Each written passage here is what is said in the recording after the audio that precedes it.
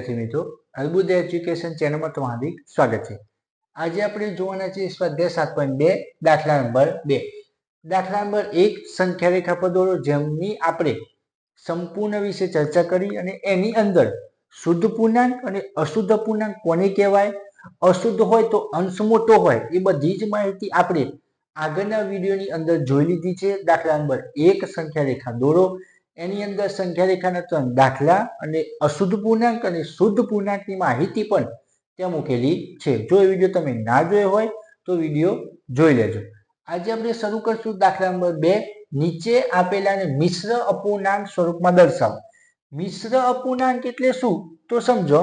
મિશ્ર અપૂર્ણાંક એટલે પહેલા તો સમજી લો કે જે સંખ્યા પૂર્ણ, અંશ અને છેદ આનાથી જે સંખ્યા બને એને શું કહેવાશે? મિશ્ર પૂર્ણાંક। શું કહેવાશે? મિશ્ર અપૂર્ણાંક। સમજાઈ ગયું? મિશ્ર અપૂર્ણાંક એટલે આ રીતે, પૂર્ણ એટલે કોઈ પણ સંખ્યા 5, અંશ એટલે તમને તો ખબર જ છે 4/5। તો આ જે સંખ્યા બનશે એને શું કહેવાશે? મિશ્ર અપૂર્ણાંક। શું કહેવાશે? મિશ્ર અપૂર્ણાંક। સમજાઈ ગયું? મિશ્ર અપૂર્ણાંકની અંદર પૂર્ણ સંખ્યા, અંશ અને છેદ આ ત્રણેય સંખ્યાઓનો સમાવેશ થાય છે। બીજી મિશ્ર અપૂર્ણાંક લખું 6.3 અષ્ટમાંશ, આ મિશ્ર કહેવાય। શું કહેવાશે? મિશ્ર અપૂર્ણાંક। આને કઈ રીતે વંચાય? 6.3 અષ્ટમાંશ। શું કહેવાય? 6.3 અષ્ટમાંશ। ક્લિયર? આ જે સંખ્યા છે આવી ઘણી સંખ્યાઓ છે, 8.4 પંચમાંશ, આ જે બધી હશે એને શું કહેવાશે? મિશ્ર અપૂર્ણાંક। શું કહેવાશે? મિશ્ર અપૂર્ણાંક। તો તમને અહીં સંખ્યાઓ સાદા અપૂર્ણાંકમાં આપી છે। શેમાં આપી છે? સાદા અપૂર્ણાંક, જેની અંદર ફક્ત અંશ અને છેદ, અંશ અને છેદ, અંશ અને છેદ, અંશ અને છેદ જ આપેલા છે। ક્લિયર? તો અંશ અને છેદ ઉપરથી તમારે, એટલે કે આ સાદું જે અપૂર્ણાંક છે એના ઉપરથી તમારે મિશ્ર અપૂર્ણાંક સ્વરૂપ બનાવવાનું છે। કેવું સ્વરૂપ? મિશ્ર અપૂર્ણાંક સ્વરૂપ। સમજાઈ ગયું? તો ખાસ ધ્યાન અહીં આપજો। અહીં દાખલા અંદર ફક્ત ને ફક્ત 2 દાખલા સમજી લેશો તો બીજા દાખલા તમારે વધારે મહેનત કરવી પડશે નહીં। ક્લિયર? પહેલો દાખલો છે 20/3। જે સંખ્યા અંશમાં હોય ને ભાગાકારની અંદર લખાશે। કયો લખાશે? ભાગાકારની અંદર। સમજાઈ ગયું? જે સંખ્યા ઉપર હશે કયો લખાશે? ભાગાકારની અંદર। કયો લખાશે? ભાગાકારની અંદર। 3 નાનો ઘડિયો બોલો, ભાગાકાર તો તમને આવડતા જ હશે। 3 નાનો ઘડિયો, 3 6 18। શું કહેવાય? 3 6 18। 20 માંથી 18 જાય તો કેટલા રહેશે? 2। કેટલા રહેશે? 2।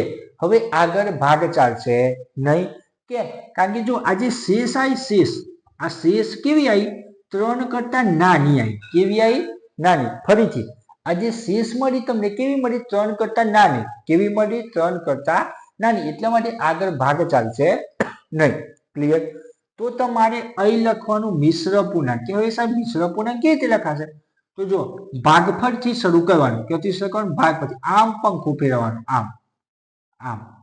સમજાઈ ગયું? આ રીતે પહેલા ક્યાંથી શરૂઆત કરી? 6 થી, તો લખો 6। 6 થી પછી કયો આવે? 2, તો ઉપર લખો 2।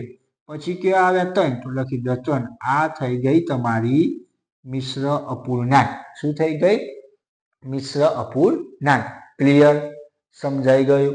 હવે ચેક, આ બી ને આ બી સંખ્યા ચેક કરીએ તો જો આ બંનેનો ગુણાકાર, આ બંનેનો ગુણાકાર 6 તાલી 18, એની અંદર 2 ઉમેર, 18 ને 2 કેટલા? 20/3। સમજાઈ ગયું? ક્લિયર? એ આના પછીના દાખલામાં છે। ક્લિયર? બીજો તો ચલો 11, ઉપરવાળી સંખ્યા ભાગાકારની અંદર લખીએ। ચલો 5 દુ 10, 11 માંથી 10 ગયા તો કેટલા રહ્યા? 1। કેટલા રહ્યા? 1। ચલો ચકેરું ફેરવે, પહેલા સૌથી કઈથી શરૂઆત? 2 થી। કઈથી શરૂઆત? 2 થી શરૂ કરું, હું લખું 2, પછી કેટલા? 1, તો 1 લખાય અહીં। પછી કયો આવશું? 5, તો લખાય 5। આ થઈ ગયું મિશ્ર સ્વરૂપ। સમજાઈ ગયું? ક્લિયર? એ જ રીતે ત્રીજો, ચલો 17/7। ચલો 7 એકા 7, 7 દુ 14, 7 તાલી 21 વધી ગયા તો 2 વડે ભાગ ચાલશે। 7 દુ 14। 17 માંથી 14 ગયા તો કેટલા રહ્યા? 3 રહ્યા। કેટલા રહ્યા? 3। તો ચલો હવે મિશ્ર પૂર્ણાંકમાં લખવું હોય તો શેમાં લખાય? ચલો કદી શરૂઆત કરવાની? ઉપરથી। કદી શરૂઆત? ઉપરથી પંખો ફરે છે ભાઈ, ક્યાંથી? 2 થી. ક્યાંથી? 2. પછી શું આવે? 3. પછી શું આવી જાય? 7. તો 2.3 સપ્તમાંશ. ક્લિયર? પડે છે ખબર? આગળ 28/5. તો ચલો 28 ઉપર. યાદ રાખજો, ફરીથી બોલું છું, જે અંશમાં હશે કેવો હશે? અંશમાં. એ હંમેશા કેવો હશે? અંદર. કેવો આવશે? અંદર. સમજાઈ ગયું? 5. ચલો 5 એકા 5, 5 5 25, 5 6 30 વધી ગયા. તો 5 5 25. 28 માંથી 25 ગયા તો 3 રહ્યા. ચલો ચકેરું ફેરવો ભાઈ. 5 3. 5 લખો, પછી 3 અહીં, અને એની નીચે શું લખાય? 5. તો શું કહેવાય? 5.3 પંચમાંશ. શું કહેવાશે? 5.3 પંચમાંશ. ક્લિયર? આગળ 19/6. 6 તાલી 18. કેટલા થાય? 18. 19 માંથી 18 ગયા તો કેટલા રહ્યા? 1 રહ્યા. કેટલા રહ્યા? 1. ચલો મિશ્ર અપૂર્ણાંક 3 થી શરૂ થાય. ચલો 3, પછી શું લખાય? 1, અને એની નીચે શું આવશે? 6. શું આવશે? 6. ક્લિયર? પડે છે ખબર? આગળ 35/9. ફરીથી બોલું છું, ઉપરવાળી સંખ્યા હંમેશા કેવા આવશે? અંદર. કેવા આવશે? અંદર.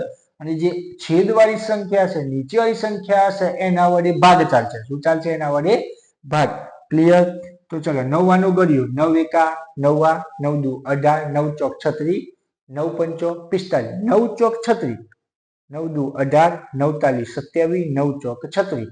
તો કેટલા વડે ભાગ ચાલે છે? 9 તાલી 27. કેટલા વડે ચાલે? 27. ચલો 35 માંથી તમે 27 કાઢો તો કેટલા રહેશે? 35 માંથી તમે 27 કાઢો તો કેટલા રહેશે? 8 રહેશે. કેટલા રહેશે? 8. ક્લિયર? સમજાઈ ગયું?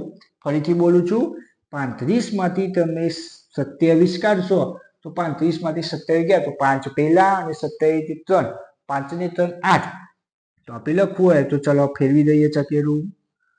આમ તો શું લખાશે? અહીંથી શરૂઆત થશે. 3.8 આને શું કહેવાશે? મિશ્ર સ્વરૂપ. શું કહેવાશે? આ જે બધા સ્વરૂપ આપણે દર્શાયા એ શું કહેવાય? મિશ્ર અપૂર્ણાંક. શું કહેવાય? મિશ્ર અપૂર્ણાંક. શું કહેવાશે? મિશ્ર અપૂર્ણાંક. સમજાઈ ગયું? ક્લિયર? તો આ હતો દાખલા નંબર 2, જેના તમે 6 દાખલા સંપૂર્ણ સમજૂતી રીતે જોયા. જો વિદ્યાર્થી મિત્રો તમને અમારો વિડીયો પસંદ આવતો હોય તો ચેનલને લાઈક કરો, શેર કરો, સબસ્ક્રાઇબ કરો.